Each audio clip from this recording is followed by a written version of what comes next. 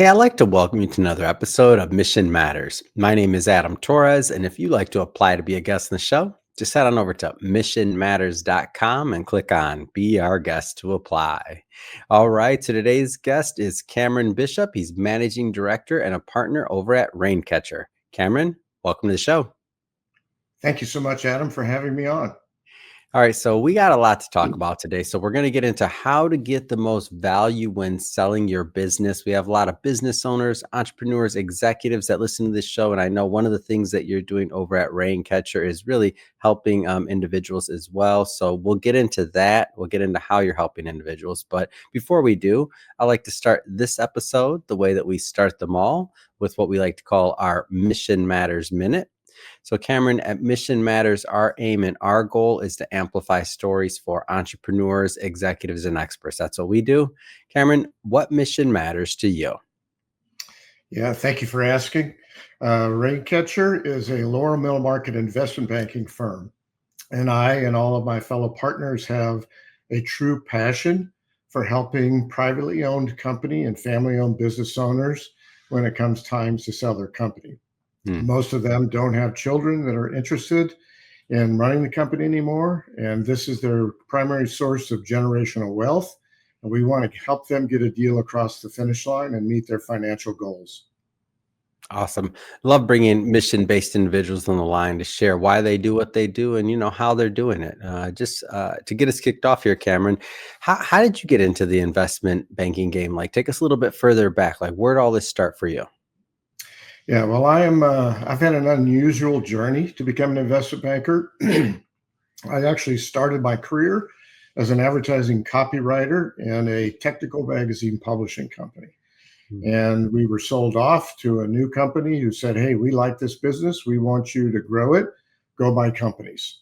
And it was very much like dropping the 6-month-old baby into the pool and saying, swim. We just went out and started doing it. So we got PhD in deal acquisition through the School of Hard Knocks. So over the years, we built a company from $7 million when I started to $400 million when I left as the CEO. Wow. I started a new company with JP Morgan Chase Bank on my kitchen table, and we built that one to $120 million. So I bought about 50 companies, spent over $500 million of private equity money doing so.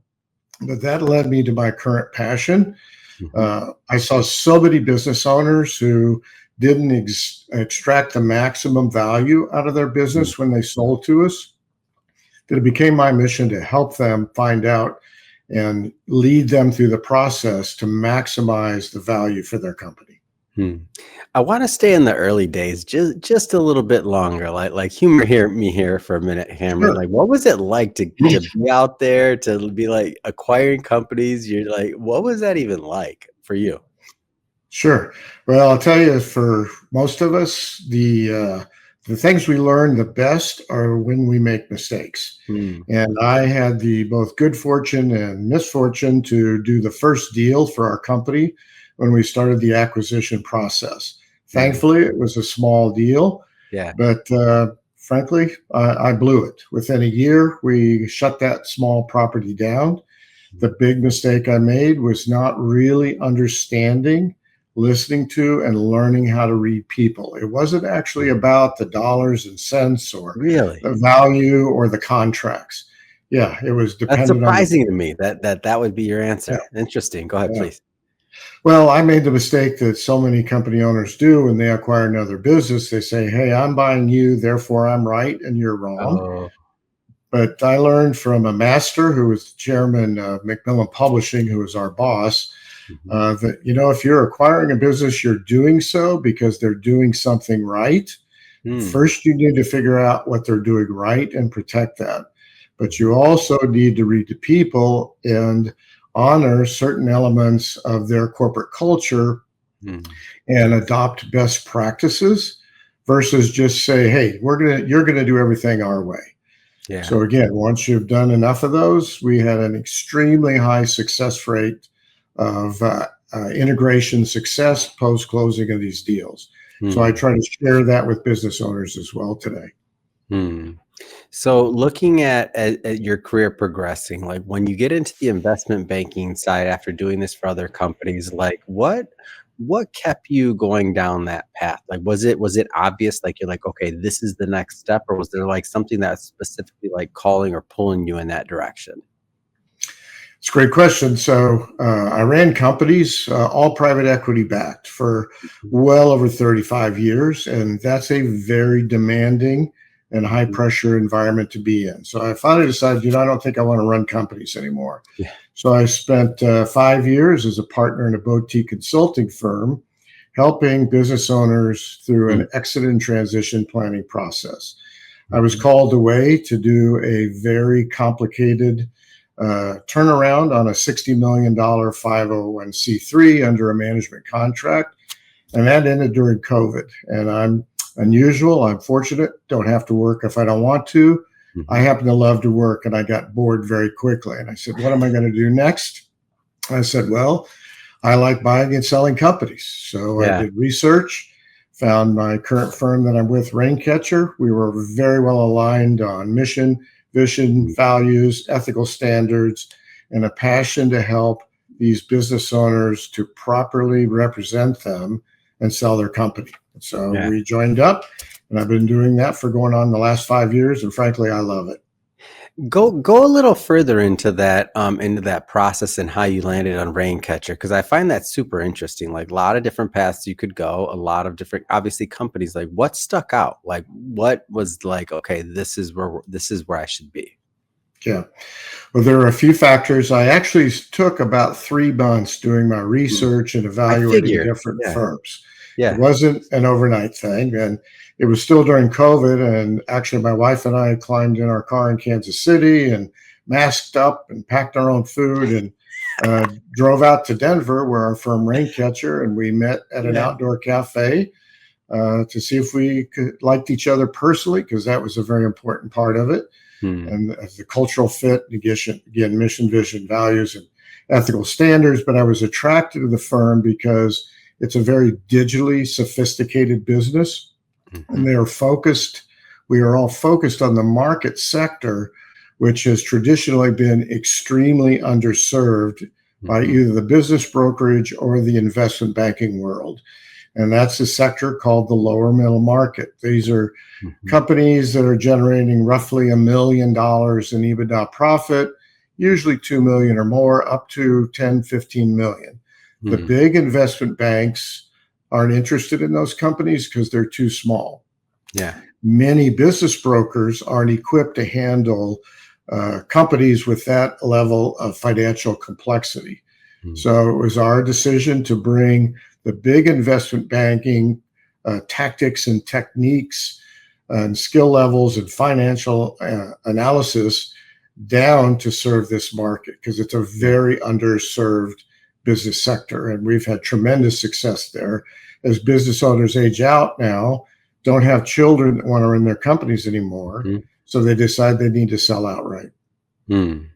And what type of thank you for sharing that. And as I'm looking at that particular market, where do you see the value now? And what I mean by that is just in the overall market. Like a lot of people retiring, a lot of people like transitioning. You mentioned like kids don't want to take over. Like can you paint a little bit more of a picture of like what's taking place in the market and why this is such a really a fruitful space? Yeah, it's an interesting time because I think the generally cited statistic is something like 10,000 baby boomer age generation folks turn age 65 every single Mhm. day. Yeah. And many of them are long term, some are even second or third generation privately held businesses or family owned companies. And for most of these business owners, it's their company is their single greatest source of potential wealth, which we Mhm. often call generational wealth. And again, without children who want to move into the business, they're left with the option Mhm. of selling outright. And Mhm. that's a very complex process. And the vast majority of them have no idea how to do that, Mhm. or even how really complex and critical it can be represented properly. Yeah. So we try to shepherd them through that process, both on the technical side of it, whether it's contracts, dollars, cents, percentages, or negotiations, but it's a very emotional process and can be very tense. So a lot of what we do is what I kind of refer to as Dr. Phil work, where we sort of help them, sometimes talk them down off of the ledge, because it can be very high pressure for them going through the uncertainties and all of the factors that they just don't have any experience with. So I often find the people side of our business far more satisfying in helping them attain their financial goals, sometimes than even the general technical part where we're in whatever it is, tense contract negotiations or pricing conversations, etc. Yeah. And when we think about things like getting value, because what you've described, and correct me if I'm wrong, I just want to make sure I'm saying this right. So these are family businesses. So these are not business owners. I mean, they're profitable, they're varying sizes, but these aren't individuals that are, buying and selling businesses often, especially if it's a multi-generational business. So this might be the first time that they're going through this this process of selling a business. And they're doing it with their most valuable asset. And, if it's a family business through generations, like that's, they're one of the most valuable assets. So they're not professionals in this space. Am I off on that? I just want to make sure first off that I'm setting that up right. You are absolutely correct. The vast majority of clients that we represent have zero experience in any kind of M&A type environment. They may have acquired a small competitor or local company, and those are usually kind of a handshake one-off kind of a thing. But when you get into the range where your company has true generational wealth, meaning most of our clients' companies sell for in the range of 5 million to 50 million. The real sweet spot is kind of 15 to 30 million. That's a lot of money for most folks. Certainly would be for me. And they don't know how to do that. And they're of a size where most of the time they're not going to sell to just a local buyer in their market. So a firm like ours gives them the advantage of being marketed on a national basis to all different profiles and types of potential buyers. And so I like to, let's just say it's like real estate. Let's say if we're trying to compare this to maybe real estate, it's like you're trying to sell your first home. Like, are you going to get help for that? But in this case, it's way bigger. It's way bigger than selling a home or anything of that nature, because this isn't like, the difference in value and what you actually get for the sale and the packaging and the complexity of all of that, like all that matters. And I'm guessing, do you have any stories around this, like going with somebody versus not, or versus like, I know, like, give me a story on this, because I'm trying to wrap my head around it, what it could look like to go through and just like sell without using somebody. Yeah. Well, selling without using somebody, that generally occurs when a business owner is contacted by somebody who says, "Hey, I'd like to buy your business. I'll give you, a lot of money for it." But the challenge there is, and the rule of thumb is, if there's one interested buyer for a company, there's almost always many more. And the downside of just going with that first offer that comes in is you don't really know if you're maximizing your value. And on any deal, we do a lot of research for our clients before we ever take them to market, to educate them by giving them data on what we think the low end of the range would be for the sale of the company, the midpoint, which we think is the most likely price range they're going to get, and then sort of a high end we call the knock the cover off the ball. But the market at the end of the day for any business sets the price. And unless you're in a competitive bidding environment, you don't really know what the maximum price is. And that's further complicated because it's not always just the price. We like to say the price isn't necessarily the price, because there are deal terms, deal structures, complexities around factors on the balance sheet that are called net working capital, which even for the best of us can often be an extremely complex calculation and a separate negotiation of its own. So what may appear to be the price, if you don't know how to negotiate net working capital, it's not the price. It's usually going to net dollars that are less than what appears to be the case on the surface. So there's a lot of risk, and that's part of our message here at Raincatcher. Is obviously we'd love if business owners wanted to have us represent them, Yeah. but at the very least, my old theory running companies: know what you know how to do and do it well. Know what you don't know how to do well and hire experts to do it for you. So you are always best served with a professional M&A experienced investment banker for these business owners, because they will more than pay for themselves every single time. Do you find that sometimes when you start going through this process, maybe a business isn't ready to sell, like they have some, things they need to take care of to make the property more to maximize the value of the sell? Like whether it's accounting, whether it's books, whether it's systems, whether it's upgrades. Like, do you find that happens? Yeah, so I'll tell you two quick stories. I'll start with a happy story. So we had a road construction based business in the Southwest. There were 4 owners. 3 of them were employees in the company, and 1 was an outside owner of the business. And they had a very buttoned up operation. Their accounting was very well organized. They had succession planning in place for the business. They had forward-looking contracts, or what we call the pipeline for the future of the business. And they had strong referrals and long-term clients.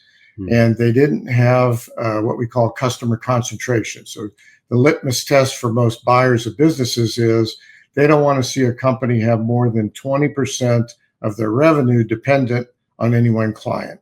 And this company checked all the boxes. So we did a valuation range for them, and they even went outside and had a separate one done on their own. And they were very marketable for all of these criteria and characteristics, which I've mentioned here. So we took them to market. We thought they might, the low end of our range was 17 million. We thought the midpoint or most likely offer was going to be around 19 million. And if we could really kill it, they might get 21 million. But we had multiple bids. We had, I think, 15 or 20 indication of interest letters. We had about a dozen letters of intent.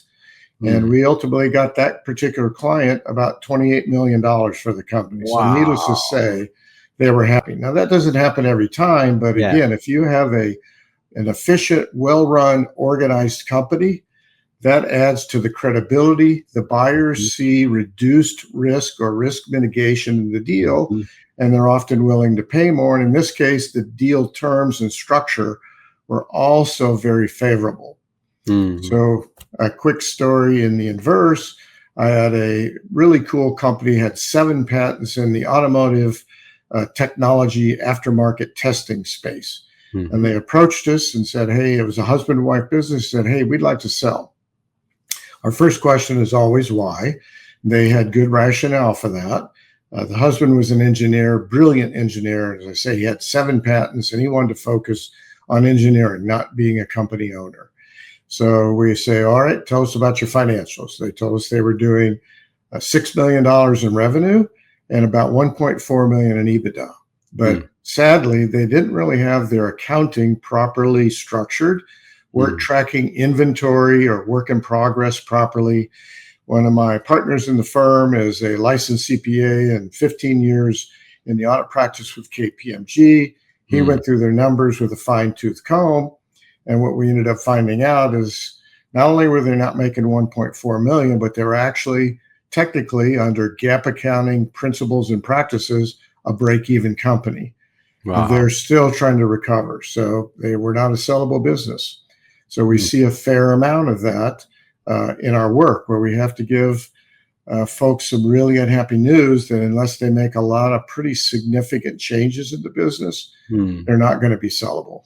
But when they do, we have great experiences, like I mentioned, with the construction company. Yeah, I can see that. And for both, I mean, ultimately, it's like it's 2 different paths. So for the other company, and obviously that's just one case scenario. Like it doesn't now, what would somebody like that do? And that's one company, but what they do now, like they have to obviously just go through and start And that can be, I'm guessing, a multi-year process. So like, what does that look like for a company when they need to then, get over that hurdle? Yeah, you're exactly right, Adam. They had to go out and hire a professional accounting firm to, Yeah. historically straighten out their accounting and help them run it properly going forward. Hmm. But the challenge there is, it is a multi-year process for a lot of these business owners. Hmm. And what makes it more difficult for them, when they contact us, they're ready to sell. Yeah, like Their they're done. mindset I'm is, guessing they're done. They're not testing it's the waters by the yeah, time they hit your door. no. And even when they are prepared to sell and properly structured, the kind of national averages, pretty much not regarding what size a company is or even what Mm, industry, uh, from the start of the process, signing an engagement letter, to mhm, closing a deal and a wire transfer hitting their bank account, it's about a 9-month time frame. mhm, And so they're already going to be impatient just going through the 9-month period. They usually want it done mhm. yesterday. Yeah. But if they're going to be another 2 or 3 years out while they fix things or structure properly to be sellable, then once they're ready, they're going to have another 9 months on top of that. That's Mm. very difficult for a lot of these owners to kind of get their minds around. Especially considering that if the for example, in your case, your example, the accounting side is often that just may not be a strong suit for that particular management team, or it wouldn't have been like that in the first place to a certain extent, right? Yeah, that's right. Yeah. Yeah, there's kind of a general rule of thumb that most business owners run their companies for revenue and tax avoidance and distributions, or income, or taking the profits at the year end. Mm, They spend very little of their time focused on creating value, which is a different set of management practices than running a business on a day to day basis. So they spend about 95% of their time working in their business and only about 5% at best working on their business. And mm. to properly tee up a company for effective sale and maximum valuation, they have to spend some time preparing the company for sale. Yeah. Sometimes that means they have to invest into the future. Yeah. Well, Cameron, man, this has been great having you on the show. I learned a lot. I'm sure the audience did as well. What's next? I mean, what's next for you? What's next for your role at Raincatcher? Well, it's a busy time, as I mentioned, as these owners age out. So we're contacted on a regular basis, and some we give some advice on what they need to do to kind of fix things up a bit. Hmm. Others, we're ready to go and we take them to market. It's a great business. It's very rewarding. So we'd love to have them contact us here at Raincatcher. We're happy to talk with them and give them guidance and then hopefully represent them. Perfect. How do people connect? Do they go to the website, or give us some more on that? How do people connect with you Yeah, and your so they can contact us at our Raincatcher website, www.raincatcher.com. They can contact me by email, cameron.bishop@raincatcher.com, or they can easily find me on LinkedIn. Fantastic. And for everybody watching, just so you know, we'll definitely put the links in the show notes so you could just click on them and head right on over. And speaking of the audience, if this is your first time with Mission Matters and you haven't done it yet, hit that subscribe or follow button. This is a daily show. Each and every day, we're bringing you new content, new ideas, and hopefully new inspiration to help you along the way in your journey as well. So, again, hit that subscribe or follow button. And Cameron, thanks again for coming on the show. You betcha, Adam. Thank you. It's a privilege and a pleasure to be here.